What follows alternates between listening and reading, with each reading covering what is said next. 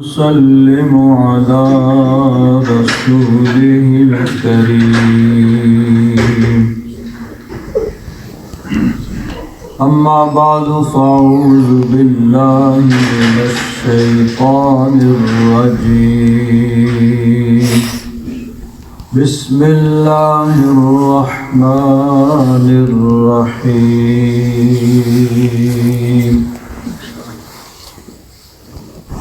قل هل يستوي الذين يعلمون والذين لا يعلمون إنما يتذكر أولو الألباب آمنت بالله صدق الله مولانا العظيم وبلغنا رسوله النبي الأمين الكريم ونحن على ذلك لمن الشاهدين والشاكرين والحمد لله رب العالمين إن الله وملائكته يصلون على النبي يا أيها الذين آمنوا صلوا عليه وسلموا تسليما اللهم صل على سيدنا ومولانا محمد وعلى آل سيدنا ومولانا محمد وبارك وسلم صلاة وسلاما عليك يا سيدي يا رسول الله وعلى آلك وأصحابك يا سيدي يا حبيب الله بلغ العلا بكماله كشف الدجى بجماله حسنت جميع خصاله صلوا عليه وآله يا صاحب الجمال ويا سيد البشر من وجهك المنير لقد نور القمر لا يمكن الثناء كما كان حقه بعد الخدا بزرگ توئی قصہ مختصر. حضرت محترم حضرت خواجہ خواجگان خواجہ معین الدین چشتی اجمیری رحمۃ اللہ تعالی علیہ کی سیرت، آپ کا کردار اور آپ کی زندگی کے احوال میں نے آپ حضرات کے سامنے گزشتہ جمعوں میں بیان کیے. حضرت خواجہ خواجگان خواجہ معین الدین چشتی اجمیری رحمۃ اللہ تعالی علیہ جب اجمیر شریف پہنچے تو یہ علاقہ اس وقت بھی ہندوستان میں سب سے تاریک کفر گڑھ. حضرت خواجہ آپ وہاں پہنچے اور تبلیغ دین کا سلسلہ شروع کیا. آہستہ آہستہ لوگ آپ کی بارگاہ میں حاضر ہوتے. آپ جب اللہ کی ضرب لگاتے تو کئی تڑپنے پھڑکنے لگ جاتے. آہستہ آہستہ لوگ مسلمان ہونا شروع ہو گئے. ہندوؤں کے جو مذہبی رہنما تھے، پنڈت اور پڑوت، انہوں نے اس بات کو بڑی شدت کے ساتھ محسوس کیا کہ اسلام جو ہے وہ دن بدن لوگ اس کے قریب ہو رہے ہیں اور اسلام قبول کر رہے ہیں، انہوں نے وہاں کا جو حکمران تھا پتری راج، جس کو رائے پتھوڑا بھی کہتے تھے، اس کو شکایت کی کہ ایسے تو کرتے کرتے ایک دن آئے گا سب لوگ مسلمان ہو جائیں گے، تمہاری حکومت جاتی رہے گی۔ تو انہوں نے کیا کیا، بادشاہ کو کہہ کے کہ ان کو آنا ساگر سے پانی لینے سے منع کر دیا جائے۔ ان کا ایک بڑا ہی ان کے عقیدے کے مطابق متبرک ایک تالاب تھا جس کو آنا ساگر کہا جاتا تھا۔ دور دور سے لوگ آتے تھے اور اس کے اندر نہاتے تھے، اور ان کا عقیدہ یہ تھا کہ جو آدمی اس میں ایک ڈبکی لگائے وہ پاپ پلتر ہو جاتا ہے، یعنی اس کے سارے پاپ، سارے گناہ دھل جاتے ہیں اور وہ گناہوں سے پاک ہو جاتا ہے۔ حضرت خواجہ نے جب محسوس کیا کہ ہمیں پانی لینے سے یہ روک دیں گے، تو آپ نے اپنے اولین مرید حضرت خواجہ قطب الدین بختیار کاکی رحمۃ اللہ تعالیٰ علیہ سے فرمایا کہ کہیں ایسے نہ ہو کہ یہ ہمیں پانی لینے سے ہی روک دیں، تو ایک مشکیزہ پانی کا وہاں سے بھر کے لے آؤ۔ حضرت خواجہ قطب الدین جاتے ہیں، تالاب کی سیڑھی پہ بیٹھ کے پانی کا مشکیزہ بھرتے ہیں۔ جب پانی کا مشکیزہ بھرا، حضرت خواجہ کے تصرف سے سارا وہ بڑا تالاب، کوئی چھوٹا موٹا نہیں تھا، بہت بڑا تالاب تھا جس کے گردا گرد ان کے مندر تھے، وہ سارے تالاب کا پانی ایک مشکیزے کے اندر سما گیا۔ سبحان اللہ، تالاب خشک ہو گیا۔ لو بھائی اب نہاؤ، کہاں پہ اپنے پاپ جھاڑو گے؟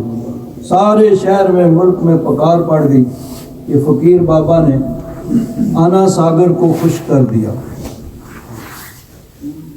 اب بات جو ہے وہ وہاں کے حکمران تک یہ پہنچی کہ فقیر نے جادو کر کے تالاب کو خشک کر دیا۔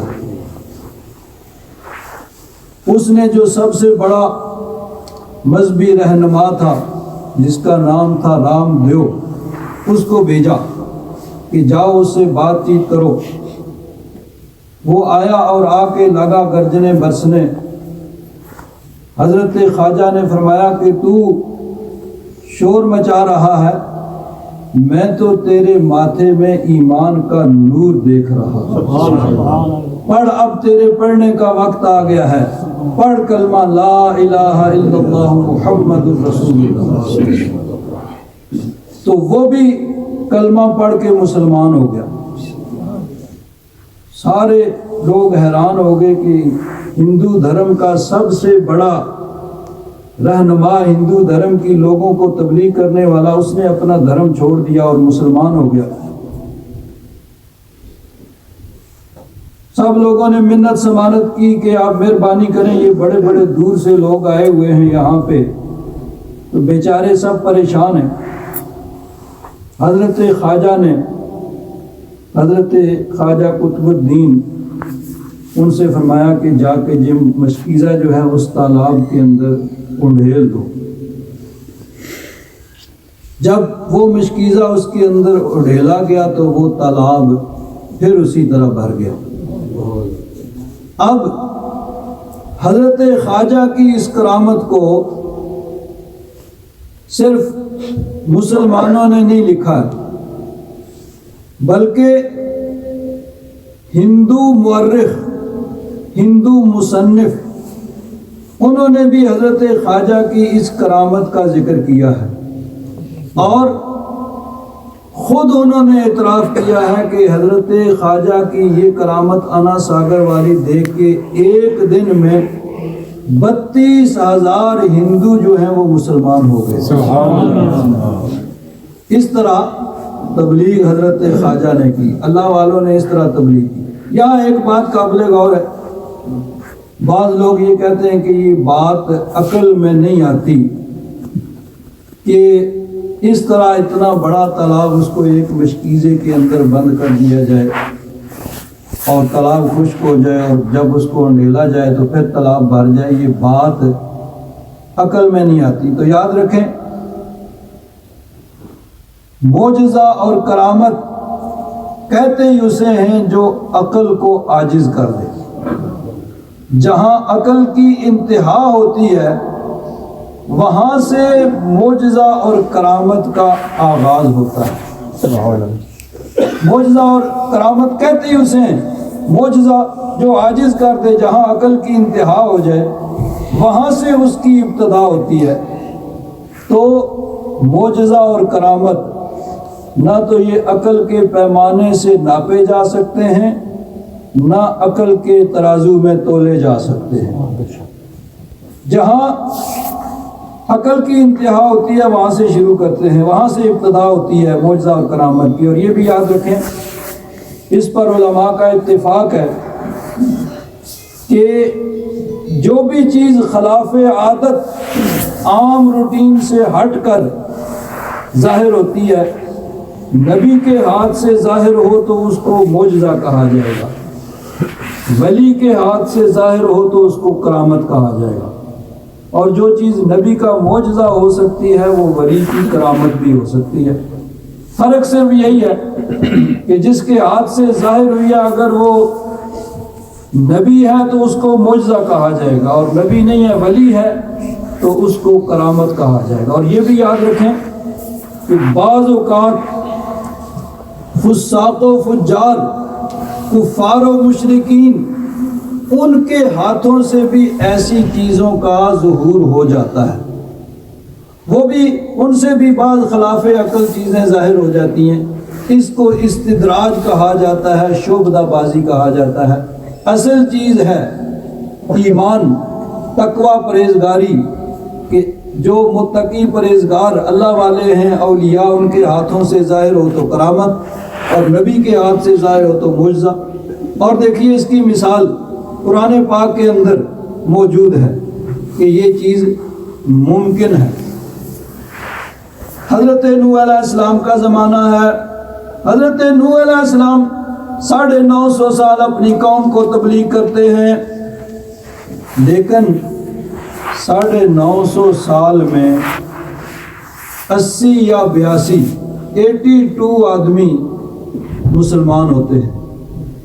یعنی اگر 10 سال کے بعد 10 سال کی تبلیغ کے نتیجے میں ایک آدمی مسلمان ہوتا تو پھر 95 ہونے چاہیے تھے، 95 آدمی مسلمان ہونے چاہیے تھے۔ تو 95 نہیں 80 یا 82 آدمی مسلمان ہوئے۔ اس کا مطلب ہے کہ کوئی 11-12 اوسطاً 11-12-13 سال کے بعد ایک آدمی مسلمان ہوتا تھا۔ لیکن اصل چیز ہے اپنے مشن سے لگاؤ، کہ آدمی اپنے کام سے کتنا مخلص ہے اور محنت کتنی کر رہا ہے، اس کے حساب سے دیکھا جا سکتا ہے۔ یہ نہیں کہ 950 سال میں اگر 82 آدمی مسلمان ہوئے تو معاذ اللہ حضرت نوح علیہ السلام کی کوشش کامیاب نہیں ہوئی۔ وہ کامیاب ہیں، اللہ کی بارگاہ میں سرخ روح ہیں کہ اپنے مشن کے ساتھ انہوں نے اخلاص کیا۔ اور کس طرح تبلیغ کرتی؟ حضرت نوح علیہ السلام خود عرض کرتے ہیں کہ یا رب ذوالجلال، میں نے اس قوم کو تبلیغ کی۔ کس طرح؟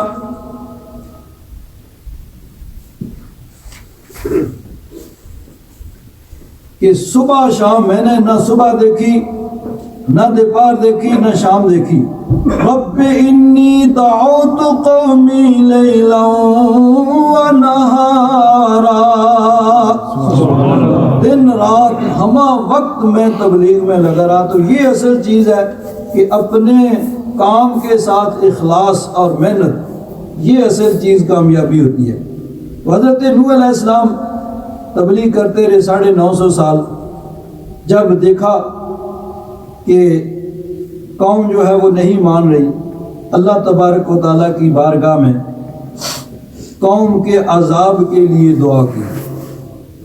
اللہ تبارک و تعالیٰ نے فرمایا کہ نوح علیہ السلام سے کہ کشتی بنائیں، وَاصْنَعِ الْفُلْكَ بِأَعْيُنِنَا وَوَحْيِنَا، ہمارے سامنے ہماری نگاہ آپ پہ ہے، نگاہ رحمت آپ پہ ہے، آپ کشتی بنائیں۔ وَيَصْنَعُ الْفُلْكَ، حضرت نوح علیہ السلام نے کشتی بنانا شروع کر دی۔ وَكُلَّمَا مَرَّ عَلَيْهِ مَلَأٌ مِّن قَوْمِهِ سَخِرُوا مِنْهُ، وہ کافر، وہ وہاں کے جو سردار وڈیرے جاگیردار تھے، وہ پاس سے گزرتے تو ٹھٹھا کرتے، مذاق اڑاتے، کہنے لگے لو بھائی اب خشکی میں کشتی چلے گی، پہلے تو پانی میں چلتی تھی، سمندر میں، دریا میں، اب خشکی پر کشتیاں چلا کریں گی کہ یہاں پہ جہاں پانی کا نام و نشان نہیں ہے یہاں پہ کشتی بنائی جا رہی ہے۔ قال ان تسخروا منا فإنا نسخر منكم كما تسخرون۔ حضرت نوح علیہ السلام نے فرمایا بھئی اچھا کر لو مذاق، کتنا کرو گے، ایک وقت آئے گا پھر تمہارے اس مذاق کا تمہیں بدلہ ملے گا۔ فسوف تعلمون، ان قریب تمہیں پتہ چل جائے گا۔ اب وقت آ گیا، اللہ تبارک و تعالیٰ کی طرف سے حضرت نوح علیہ السلام کو حکم ملتا ہے، ہوا کیا؟ حتی اذا جاء امرنا وفارت النور، جب ہمارا حکم آیا اور تنور، یہ جس کو ہم اردو میں تنور کہا جاتا ہے، پنجابی میں تندور کہتے ہیں، جس میں آگ جلائی جاتی ہے، یہ ابل پڑا، اس سے پانی نکلا۔ اب سمجھ سکتے ہیں کہ تندور سے کتنا پانی نکلے گا، بارش بھی ہوتی رہتی ہے، لیکن اتنا پانی روئے زمین پہ ہو گیا کہ وہ جو مذاق اڑاتے تھے کہ کشتی خشکی پہ چلے گی، وہیں پہ وہ کشتی چل رہی ہے۔ حضرت نوح علیہ السلام کو حکم ہوا قُلْ نَحْمِلْ فِيهَا مِنْ كُلٍّ زَوْجَيْنِ اثْنَيْنِ وَأَهْلَكَ إِلَّا مَنْ سَبَقَ عَلَيْهِ الْقَوْلُ وَمَنْ آمَنَ، اللہ تعالیٰ نے حکم دیا کہ تمام جانوروں کا ایک ایک جوڑا بھی اس کشتی میں رکھ لو، اور اپنے گھر والوں، اپنے ماننے والے جو بھی ہیں سب کے سب ان کو اس کشتی میں سوار کر لو۔ وَمَا آمَنَ مَعَهُ إِلَّا قَلِيلٌ، اللہ تعالیٰ فرماتا ہے کہ تھوڑے ہی لوگ ایمان لائے تھے۔ وَقَالَ ارْكَبُوا فِيهَا بِسْمِ اللَّهِ مَجْرِيهَا وَمُرْسَاهَا ان ربی لغفور رحیم۔ سبحان اللہ۔ حضرت نوح علیہ السلام نے فرمایا سوار ہو جاؤ اس کشتی میں اللہ کا نام لے کر، اللہ کے نام، اس کی رحمت، اس کے فضل و کرم سے ہی اس کا چلنا اور پانی پہ ٹھہرنا ہے، بے شک میرا رب بخشنے والا، رحم فرمانے والا۔ وَهِيَ تَجْرِي بِهِمْ فِي مَوْجٍ كَالْجِبَالِ، اور وہ انہیں لے کر وہ کشتی چل رہی تھی ایسی موجیں جو پہاڑوں کی طرح بلند تھی، اتنی بڑی بڑی موجیں آتی، پہلے وہ کشتی جب نیچے سے موج وہ لہر گزرتی تو کشتی ڈولتی۔ حضرت نوح علیہ السلام نے اللہ تعالیٰ کی بارگاہ میں دعا کی، اللہ تعالیٰ نے فرمایا اب نہریں نیچے سے گزر جائیں گی، کشتی ڈولے گی نہیں، وہ اس میں کسی قسم کی کوئی یعنی ہل جل نہیں ہوگی۔ حضرت نوح علیہ السلام کا ایک بیٹا تھا جو کافر تھا، وہ مسلمانوں کافروں کے ساتھ ملا ہوا تھا، وہ الگ کھڑا ہوا ہے۔ وَقَالَ نُوحٌ ابْنَهُ وَكَانَ فِي مَعْزِلٍ، آپ کا ایک بیٹا الگ کھڑا تھا، آپ نے اس کو پکارا، یا بنی ارکب معنا ولا تکن مع الکافرین، اے بیٹے آج بھی وقت ہے، آجا کلمہ پڑھ لے، مسلمان ہو جا اور ہمارے ساتھ اس کشتی میں سوار ہو جا، کافروں کے ساتھ نہ ہو۔ اس نے کہا سآوی الی جبل یعصمنی من الماء، مجھے آپ کی کشتی کی ضرورت نہیں ہے، مجھے ضرورت پڑی تو میں پہاڑ کی چوٹی پہ چڑھ جاؤں گا، وہ مجھے اس پانی سے بچا لے گی۔ قال لا عاصم اليوم من امر اللہ الا من رحم، آپ نے فرمایا آج اللہ کے عذاب سے بچانے والا کوئی نہیں مگر جس پر اللہ کا کرم ہو، اور اللہ کا کرم انہی پہ ہوگا جو اس کشتی کے اندر سوار ہوں گے۔ وَحَالَ بَيْنَهُمَا الْمَوْجُ فَكَانَ مِنَ الْمُغْرَقِينَ، ایک موج آئی اور اس کو بہا کے لے گئی اور وہ غرق ہونے والوں میں سے ہو گیا۔ 6 مہینے تک کشتی پانی کے اوپر تیرتی تھی، اونچے اونچے پہاڑوں کی چوٹیاں بھی اس میں ڈوب گئی۔ اب دیکھیے پانی نکلا کہاں سے، یہاں صرف ذکر ہے تنور کا، دیگر روایات میں ہے کہ آسمان سے بارش بھی ہوئی، لیکن کتنی بارش ہو سکتی ہے کہ پہاڑ بھی ڈوب جائیں؟ میدانی علاقوں میں تو سیلاب آتا ہے، اور پہاڑی علاقوں میں جتنا مرضی بارش ہو جائے پانی بہہ کے ساتھ ہی چلا جاتا ہے۔ وادیوں میں تو سیلاب آتا ہے، پہاڑ پانی میں نہیں ڈوبتے، لیکن یہ حضرت نوح علیہ السلام کا معجزہ تھا۔ اور پھر جب اللہ تبارک و تعالیٰ کو منظور ہوا، وَقِيلَ يَا أَرْضُ ابْلَعِي مَاءَكِ وَيَا سَمَاءُ أَقْلِعِي وَغِيضَ الْمَاءُ وَقُضِيَ الْأَمْرُ، اللہ تبارک و تعالیٰ کا حکم آیا تو زمین کو حکم ہوا کہ اپنا پانی جذب کر لے، اتنا پانی کہ جو پہاڑوں کی چوٹیوں کو بھی جس نے ڈبو دیا تھا، اللہ کا حکم آیا زمین نے سارا پانی جذب کر لیا۔ وَاسْتَوَتْ عَلَى الْجُودِ، جودی پہاڑ کے اوپر پھر آپ کی کشتی رکی 6 مہینے کے بعد۔ اب یہاں دیکھیے پانی نکلا تنور سے اور آسمان سے بارش ہوئی، اتنا پانی ہو گیا، اتنا پانی کہ پہاڑوں کی چوٹیاں بھی ڈوب گئیں، اور جب اللہ کا حکم آیا تو سارا زمین نے جذب کر لیا، ختم۔ تو یہ حضرت نوح علیہ السلام کا معجزہ ہے، تو وہ حضرت خواجہ اجمیری کی کرامت تھی کہ چاہا تو تصرف سے پورے تالاب کا پانی ایک مشکیزے میں بند کر دیا، اور جب چاہا تو اس کو ڈیلا تو سارا تالاب بھر گیا۔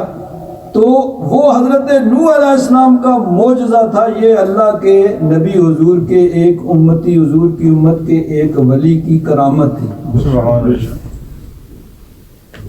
تو حضرت خواجہ اجمیری رحمت اللہ تعالی علیہ، آپ کے تبلیغ سے لوگ دھڑا دھڑ مسلمان ہو رہے ہیں۔ اب جو وقت کا حکمران تھا اس نے لوگوں کو مشورہ کیا بھئی کیا کرنا چاہیے۔ مشورے کے ساتھ یہ طے پایا کہ ایسے کرتے ہیں کہ بلاتے ہیں جادوگروں کو، وہ بھی اپنے جادو کے کرشمے دکھائیں، یہ اپنا کمال دکھائے گا تو لوگوں کو کہیں گے بھئی یہ کون سا کمال ہے، ایسے کمال تو جادوگروں نے بھی دکھا دیے، تو تم خواہ بخواہ اپنا دھرم چھوڑ کے اس کا دھرم لے رہے ہو اور مسلمان ہو رہے ہو، تو دیکھو یہ کمال تو جادوگر بھی دکھا سکتے ہیں۔ تو جادوگر، سب سے بڑا جادوگر جو ان کو ملا، اس کو انہوں نے بلایا، اس نے آ کے بڑی ڈینگیں مارنی شروع کی کہ میں یہ کر دوں گا وہ کر دوں گا۔ حضرت خواجہ اجمیری نے حضرت خواجہ قطب الدین سے فرمایا، اپنے درویشوں کے ساتھ بیٹھے ہوئے ہیں، ان سے فرمایا کہ یہ چھڑی لے کر اپنے گرد خط حصار کھینچ دو، ایک لکیر لگا دو، دائرہ لگا دو۔ وہ چھڑی کے ساتھ زمین پہ انہوں نے ایک دائرہ لگا دیا۔ اب وہ جادوگر آیا، بادشاہ نے حکمران نے پوچھا بھائی تو کیا کرے گا؟ اس نے کہا دیکھو میں ایسا جنتر منتر پڑھوں گا کہ ہزاروں کی تعداد میں سانپ آئیں گے، سانپ ان کو ڈسیں گے اور یہ تمہارے سامنے تڑپ تڑپ کے مر جائیں گے۔ بادشاہ نے کہا بھائی کیا کمال ہے، پھر تو جو تو مانگے گا منہ مانگا تجھے انعام دیا جائے گا، ہم تو بڑی مشکل میں بڑی مصیبت میں ہیں اس فقیر سے۔ اب اس نے جنتر منتر جو پڑھنا شروع کیا تو واقعی ہر طرف سے بڑی تعداد میں سانپ آ گئے۔ لوگوں نے دیکھ کے تالیاں بجائیں، بھائی ابھی یہ سانپ جائیں گے ان کو ڈسیں گے اور وہ سب تڑپ تڑپ کے مر جائیں گے۔ لیکن جو سانپ بھی اس خط حصار، وہ زمین کے اوپر چھڑی کے ساتھ جو لکیر لگائی ہوئی تھی، دائرہ لگایا ہوا تھا، اس کے پاس جاتا وہ خود ہی مر جاتا۔ سارے سانپ اس کے مر گئے۔ بادشاہ نے کہا بھائی تو کہتا تھا وہ مرے گا، تیرے تو اپنے ہی سانپ مر گئے۔ اس نے کہا کوئی بات نہیں، فقیر کامل ہے، جب میدان میں مقابلہ ہوتا ہے تو یہ اونچ نیچ تو ہوتی رہتی ہے، اگر میرا ایک داؤ ناکام ہو گیا تو کوئی بات نہیں، میں دوسرا داؤ چلاؤں گا۔ اس نے کہا آپ کیا کرے گا؟ اس نے کہا میں ایسا جنتر پڑھوں گا کہ آسمان سے ان پہ آگ برسے گی اور اس آگ کے اندر یہ جل مریں گے۔ اب جو اس نے جنتر منتر پڑھنا شروع کیا تو واقعی آگ برسنا شروع ہو گئی، جس نے آس پاس کے درختوں کو جلا دیا، لیکن اس خط حصار کے اندر کوئی اس کا اثر نہیں ہے۔ حضرت خواجہ اور آپ کے درویش سارے آرام سے بیٹھے ہوئے ہیں۔ بادشاہ نے کہا یہ بھی تیرا داؤ ناکام ہو گیا، ان کو تو کچھ نہیں ہوا۔ اس نے کوئی بات نہیں، فقیر کامل ہے، میں اور داؤ چلتا ہوں۔ اس نے کہا اب کیا کرے گا؟ اس نے کہا دیکھو میں اب کیا کرتا ہوں، میں اپنا کمال دکھاتا ہوں۔ مورخین نے لکھا ہے کہ اس نے ایک ہرن کی کھال وہ نکالی، اس کو وہ مرگ چالا کہتے تھے، اس کے اوپر بیٹھ گیا اور تسبیح ہاتھ میں پکڑ لی۔ ہم تسبیح کہتے ہیں، تسبیح پڑھنا، وہ کہتے ہیں مالا جپنا۔ تو مرگ چھالا کے اوپر بیٹھ کر اس نے جو مالا جپنی شروع کی تو وہ ہرن کی کھال جو تھی اس کو لے کے زمین سے اوپر اٹھ گئی۔ زمین سے اوپر کوئی 50 60 70 فٹ اوپر اڑ رہا ہے اور ادھر جا رہا ہے ادھر جا رہا ہے، لوگ تالیاں بجا رہے ہیں کہ دیکھو کیا کمال دکھایا، فقیر یہ کمال نہیں دکھا سکتا۔ حضرت خواجہ اجمیری نے آپ کے پاس اب کی کھڑائیں، جوتے لکڑی کے پڑے ہوئے تھے، ان کو حکم دیا، آپ کے جوتے اڑ پڑے اور اڑ کے جا کے اس کے سر پہ جو لگنا شروع ہوئے۔ اب اس کی عقل ٹھکانے آئی، بچنے کی کوشش کی لیکن نہیں، بالآخر آ کے آپ کے قدموں میں آ کے گر گیا۔ تو فقیر بابا یہ تمہاری کھڑائیں تو میرا بھیجا پھوڑ دیں گی، مہربانی کر۔ آپ نے فرمایا بھائی اب بچنا چاہتا ہے تو پھر ایک ہی رستہ ہے، اب کلمہ پڑھ لے، لا الہ الا اللہ محمد الرسول اللہ، کلمہ پڑھ کے مسلمان ہو جا، ورنہ اب کوئی بچنے کا رستہ نہیں ہے۔ وہ بھی کلمہ پڑھ کے مسلمان ہو جاتا ہے۔ تو بادشاہ نے کہا بھائی مہمان تو میرا تھا، میں نے تجھے بلایا، میرے پاس تو کھانا کھاتا رہا، میں نے تجھے سارا یعنی اتنے پیسے بھی دیے اور کلمہ پڑھ کے تو نے اس کے سامنے میری بےزتی کر دی، میں تجھے یہ کر دوں گا وہ کر دوں گا۔ اس نے کہا اب جو چاہے کرو، اب جو چاہو کر لو۔ اب اللہ تعالیٰ نے ایک دے دی ہے بلندی، اب وہ نہیں جا سکتی۔ جو میں نے کیا تھا وہ جادو تھا، اور جو فقیر کر رہا ہے یہ جادو نہیں ہے بلکہ یہ کرامت ہے اور یہ اللہ کا ولی ہے۔ اللہ تعالیٰ نے مجھے ایمان کی دولت دی ہے، اب جو چاہے کر لے، اب یہ ایمان نہیں چھوڑ سکتا۔ تو بزرگ فرماتے ہیں کہ حضرت خواجہ اجمیری کی اگر آپ کے حالات زندگی کو دیکھا جائے تو آپ کے حالات زندگی حضرت موسیٰ علیہ السلام کے حالات سے بڑے مشابہ ہیں۔ حضرت موسیٰ علیہ السلام حضرت شعیب علیہ السلام کے پاس جاتے ہیں، وہاں پہ جا کے آپ کی تربیت ہوتی ہے، جب کمال کو پہنچتے ہیں پھر اللہ تعالیٰ کا حکم ہوتا ہے کہ جاؤ جا کے فرعون کو تبلیغ کرو، فرعون کے پاس جا کے آپ تبلیغ کرتے ہیں۔ پھر فرعون آپ کے معجزات کو دیکھ کے کہتا ہے جادو ہے، جادوگروں کو بلاتا ہے اور جادوگروں سے مقابلہ کرواتا ہے۔ اللہ تبارک و تعالیٰ نے قرآن پاک کے متعدد مقامات پہ حضرت موسیٰ علیہ السلام کے اس واقعہ کو بیان کیا۔ 9ویں سپارے میں تفصیل سے ہے، 16ویں میں بھی اور 19ویں میں، باقی 11ویں سپارے میں اور مختلف مقامات پہ وہ اجمالی طور پر مختصراً بیان کیا گیا، لیکن یہ 3 مقام پہ تفصیل سے بیان کیا گیا۔ 16ویں سپارے سورہ طٰہٰ،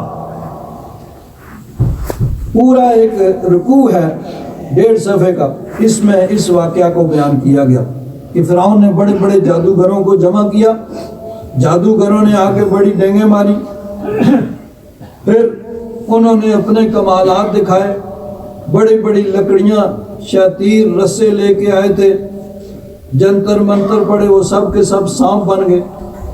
حضرت موسیٰ علیہ السلام کے ہاتھ میں ڈنڈا تھا، عصا، آپ نے اس کو جو رکھا تو وہ بہت بڑا سانپ، بہت بڑا اژدہا بن گیا، اور اس نے جتنے ان کے وہ بنے ہوئے سانپ، جتنی شاتیر، لکڑیاں اور رسے تھے، ان سب کو نگلنا شروع کر دیا۔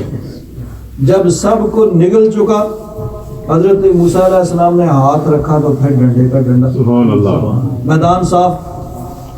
حضرت موسیٰ علیہ السلام کے اس معجزے کو دیکھ کر وہ تمام کے تمام جادوگر وہ مسلمان ہو گئے۔ اللہ تعالیٰ ارشاد فرماتا ہے فَأُلْقِيَ السَّحَرَةُ سُجَّدًا قَالُوا آمَنَّا بِرَبِّ هَارُونَ وَمُوسَىٰ، سارے کے سارے جادوگر مسلمان ہو گئے اور مسلمان ہو کر وہ سجدے میں پڑ گئے۔ فرعون آخر وہ بھی بادشاہ تھا، بڑا ہوشیار چالاک تھا، اس نے کہا یہ دیکھ کر تو سارے لوگ جو ہیں وہ مسلمان ہو جائیں۔ اس نے فوراً پینترا بدلا، کہنے لگا آمنتم لہو قبل ان آذن لکم، بلایا تو میں نے تھا اور تم نے اس سے ساز باز کی۔ کہنے لگا یہ سازش ہے، اندر سے یہ اس کے ساتھ ملے ہوئے تھے، یعنی لوگوں میں اپنی خفت مٹانے کے لیے، اپنی جھوٹی آن بان رکھنے کے لیے۔ کہنے لگا اصل میں یہ جادوگر اس کے ساتھ ملے ہوئے، انہو لکبیرکم الذی علمکم السحر، یہ بڑا جادوگر، موسیٰ علیہ السلام کو معاذ اللہ کہنے لگا بڑا جادوگر ہے، تمہارا استاد ہے، اسی نے تمہیں جادو سکھایا تھا۔ فَلَأُقَطِّعَنَّ أَيْدِيَكُمْ وَأَرْجُلَكُمْ مِنْ خِلَافٍ وَلَأُصَلِّبَنَّكُمْ فِي جُذُوعِ النَّخْلِ، اب میں تمہارے ایک طرف کا ہاتھ اور ایک طرف کا پاؤں، مخالف سمت سے ہاتھ پاؤں کاٹوں گا، پھر کھجور کی شاخوں میں تمہیں پھانسی دوں گا، اور پھر تمہیں پتہ چل جائے گا، تم جو کہہ رہے ہو کہ ہم اللہ کے عذاب سے ڈرتے ہیں، تمہیں ابھی پتہ چلے گا کہ کس کا عذاب سخت ہے۔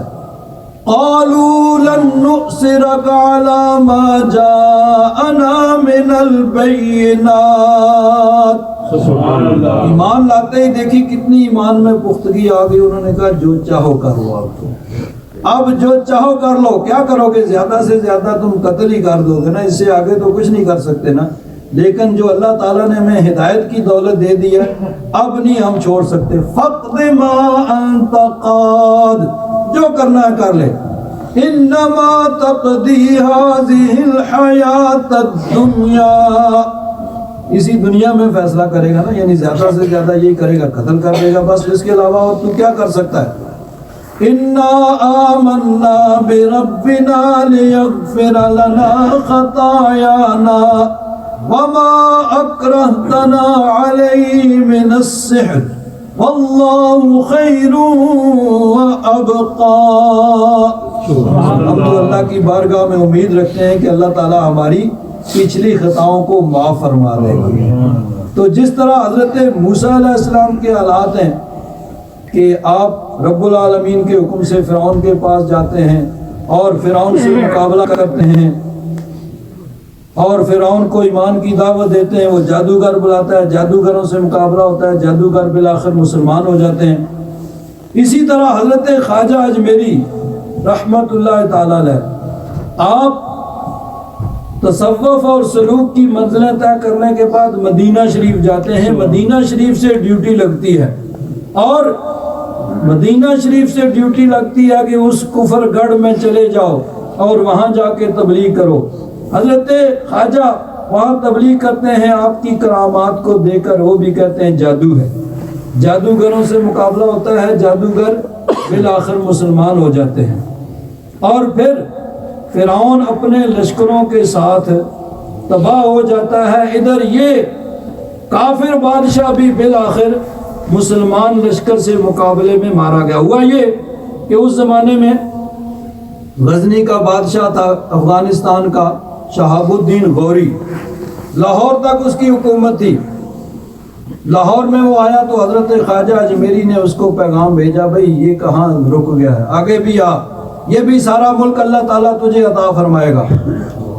اب سلطان شہاب الدین غوری آ گیا، ادھر سے وہ پرتھوی راج بالآخر مقابلہ ہوا۔ وہ پرتھوی راج جو تھا وہ مارا گیا، اس کی فوجیں بھاگ گئیں، اور یہ سارا علاقہ پھر مسلمانوں کے قبضے میں آ گیا۔ حضرت خواجہ معین الدین چشتی اجمیری رحمت اللہ تعالیٰ علیہ اکیلے چند مریدوں کے ساتھ آئے تھے، لیکن جب آپ کا جنازہ اٹھتا ہے تو 95 لاکھ کافر مسلمان ہو چکے تھے۔